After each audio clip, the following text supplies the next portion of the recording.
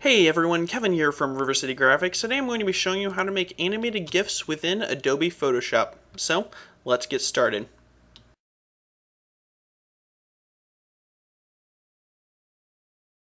Alright, so here in Photoshop, the first thing that we're going to do to get on our way of creating our animated GIF is just go up and create a new document. I'm going to make mine 1000 by 1000 and click OK. Then I'm going to go down to my shape tool and I'm just going to drag out a circle. Now, of course, you can take and make your animated GIFs more complicated, but in order to just help you guys grasp the concepts in this video, I'm just going to keep it simple by animating a pulsing circle. So once I have that out on my stage here, I'm just going to take and go up to Window, and we're going to go down and look for Timeline. So open up the Timeline panel. Now you may have recognized this from one of my past tutorials. I showed you guys how to edit video within Photoshop, and we used this Timeline panel by dragging video into Photoshop, and it automatically popped up. Now when you first open it, if it's not already opened, then you're probably going to see Create Video Timeline as your option down here and this button. Now this isn't what we want. We don't want to create a video timeline. We want to create a frame timeline. So you're going to click this triangle here, go down to Create Frame Animation, and then click on Create Frame Animation on this button. So that's going to open up the proper window for you to create your animated GIF. So I'm just going to put this to the bottom of our Photoshop window so that we can better utilize our space. So basically how this is going to work is we're going to affect the appearance of this circle mainly through different layer styles, and then it's going to take the keyframes that we make and it's going to generate frames in between those in order to create a smooth animation. So that'll make sense here. What we're doing is we have our original circle and we need to create another circle that we want to have the animation end on. So I'm going to click this new basically frame button. It looks like the new layer button, so I'm just going to click that. You can see now we have a copy of our circle. So on here we want this to stay the same, and we want to click on 2 and we want to change that in some way. So I'm just going to first delete the background, and then I'm just going to go to my FX panel, and it's off screen, but I'm going down to Color Overlay. And so now I just want to make sure that this is the same as the first one, so I'm just going to select that blue, and then we want to take from there and go to something lighter so that we can get it pulsing down to an almost white color. So it's kind of an off-white bluish color. Click OK. So now I've basically just added a color overlay in order to adjust the color of that circle. You could also change the color of the circle, but I just wanted to add the effect. So now that we have that, you can see that we have basically two options here. So we have the first one and we have the second one, and now we need to create frames in between this. And so the way that we can do that is by selecting both of them and clicking on this little circle line option right here down at the bottom. And basically what this is going to do is it's going to, if you're familiar with Flash, it's going to be kind of like a motion tween or a tween in general, or in After Effects it automatically creates the in-between frames for your keyframes. So we'll just click on that and you'll see what this does exactly. So you can do selected layers or all layers. I have selected these, so I'll just leave it on selected layers, and you can change the parameters of what you want it to actually animate, and we'll just leave it on position, opacity, and effects. So the thing that you really need to adjust is up here in frames to add. Depending on how long you want your animation to last will depend on what this number is. A general animation is about 24 frames per second. That's what like normal video is, sometimes 30, sometimes 60 if it's slow motion video. But in general it's around 24. So if we wanted this animation to last for 1 second, we would make it 24, except that we already have 2 frames, so we would make it 22.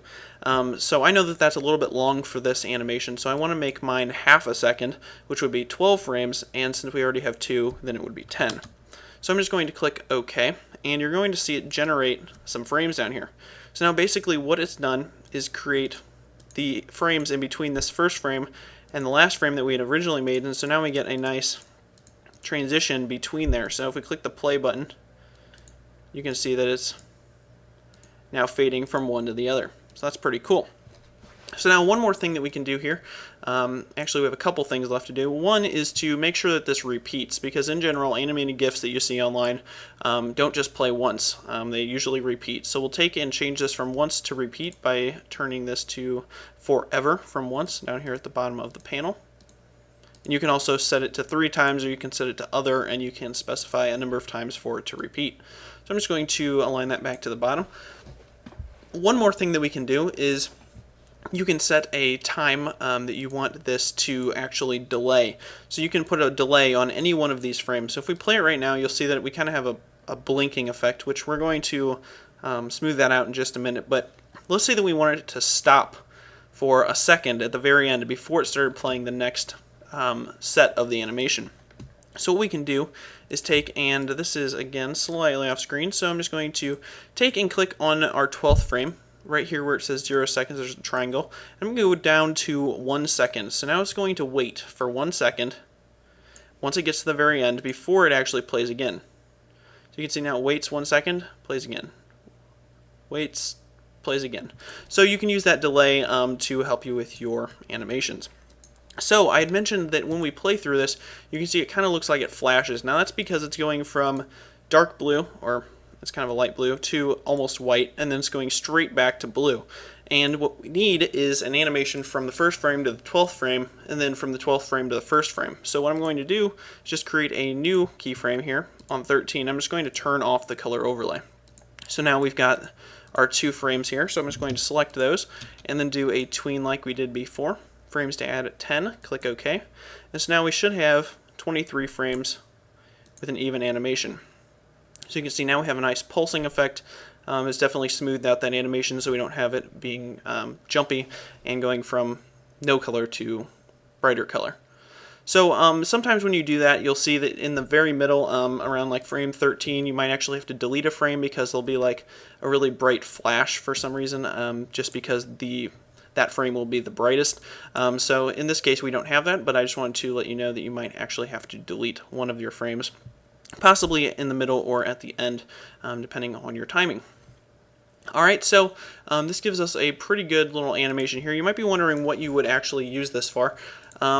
I've seen a lot of these, like in general, the pulsing circles used in, say, web applications like jQuery applications where, say you have a map and you want to mark, say, a city on a map, and so you put the little circle next to the city and people can come and they're like, oh hey, this thing is pulsing, this must mean I should click it, and so they click on it and then it opens up some information about that. So that's kind of like a tactical use of animated GIFs, but I mean you can see all the memes and stuff that they have online that you can actually create animated GIFs for. So there's many different uses for GIFs, so I'll let you explore that on your own. So the last thing that we need to do is actually save this out. So I'm going to go to File, Save for Web. It's going to bring up our dialog box. I'll switch over to Original, and make sure that you have GIF selected over here in your drop-down. Once you have that, you can have it on 256 colors, so that way we get a good color resolution. Make sure transparency is turned on so that whatever is behind it won't actually show, or will actually show, so you don't have a white border around your object. You can adjust your image size and such, but mainly you want to also change this looping option so you can change it from once to forever. Just make sure that that stays on forever so that it continuously loops through. So then you click Save. I have a folder called GIF or GIF on my desktop, and we'll click and save it in there. Alright, so now we can open this up. We can open it. It's going to open in the browser because that's where it'll default to open up animated GIFs. You can see that we have a nice pulsing circle there. Now you can adjust your timing depending on what it actually shows up in as your final, and there you go. Now you can use that in your applications, probably scaled down. You'll probably make a smaller one, but just so you guys can see it, I made it nice and big. So I hope you guys learned something in this tutorial. I hope you have fun creating your animated GIFs. Don't forget to subscribe, rate, and comment. I do have a new video coming out every week. So thanks for watching, and I'll see you in the next video.